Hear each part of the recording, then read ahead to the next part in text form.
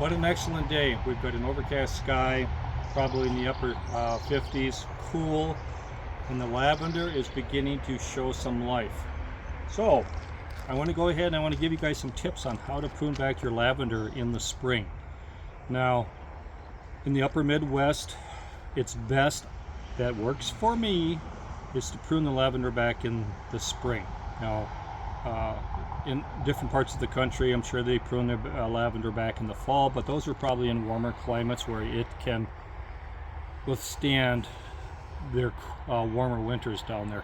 Up here, I like to go ahead and just keep the lavender longer so that it has some protection through these cold winters. And this last cold winter we've had, I'm still kind of concerned with some of my lavender, but the ones that I'm working on today are showing signs that they're going to be okay. Now, if anybody has had any experience with lavender, know that you've got to have some patience of gold with it, because it doesn't show any type of life until about the last week of May, first week in June, with the warmer temperatures. I've already started some pruning. I want to show you what the lavender looks like when it's starting to come back, and what it looks like when it starts coming out of its dormancy stage. So these are the ones I started to go ahead and prune. Now the lavender will start to show its life about the center of the plant, and it's beginning to show some real good life here in these plants. Now some of them are going to be a little bit on the slow side. This one here is not quite showing as much life as this one over here, but it's coming around. Now this one here is a lot better. Same thing there. Now this one here is a little slow, but let's look down in here. And this is where you see the life. A lot of people will go ahead and they'll just say the thing is dead. You need to start pulling it out and start all over. No, don't go doing that. Be very, very patient with these plants, because it's a very sensitive perennial, and it's an herb. So here's one that I was kind of worried about, because it doesn't look very good at all. So I was trying to find a spot in here. It says, okay, come on, you got to be showing some life in here pretty soon, and it is looking, oh, okay, so now here we are. There it is. So this plant has made it. Now, has the whole plant made it? We'll find out. But this is one of those plants now you got to just be patient with. It'll come around. But boy, it's really, really slow.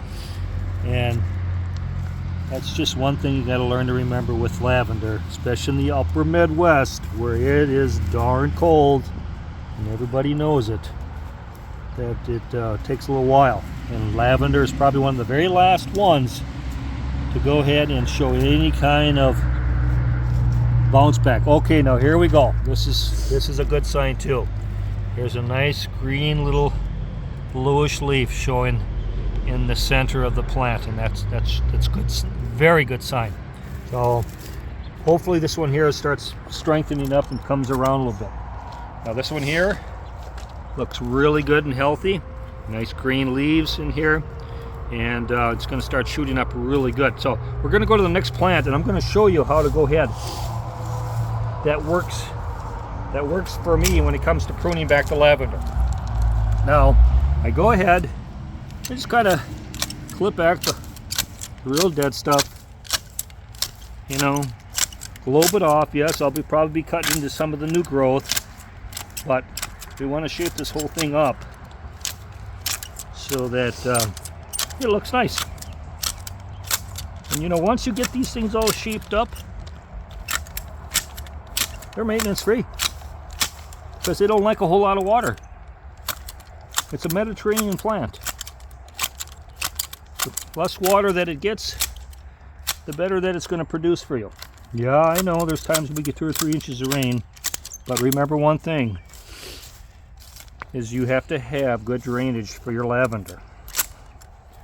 Now this here, as you can see, this lavender, when we set this whole lavender area up, we put it on as a little slope so that it drains. And even if we get the high volume rains of 2 to 3 inches, as you can see, everything slopes down that way, and that's where the water will drain, keep flowing, and then it'll go into the nut orchard. Those trees will suck up whatever the lavender doesn't want. It'll go down even a little further. There's some tamaracks there, the chestnuts, and even down in the lower end down there, which if it does reach, the rest of the trees will get that.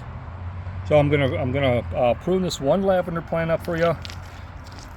Don't want to bore you to death, but just hang in there, because if you've given up on haven't shown any interest in lavender, you may miss some real good opportunities here for some good tips.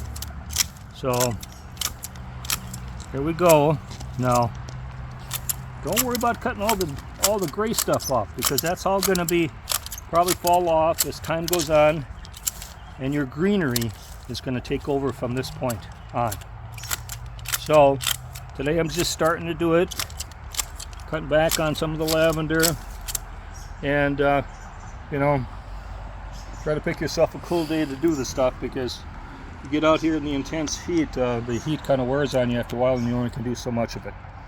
So anyway, from Northeast Iowa, home of our B&B, if you like the content, some good information here for you people, and give me a thumbs up, subscribe, and happy gardening.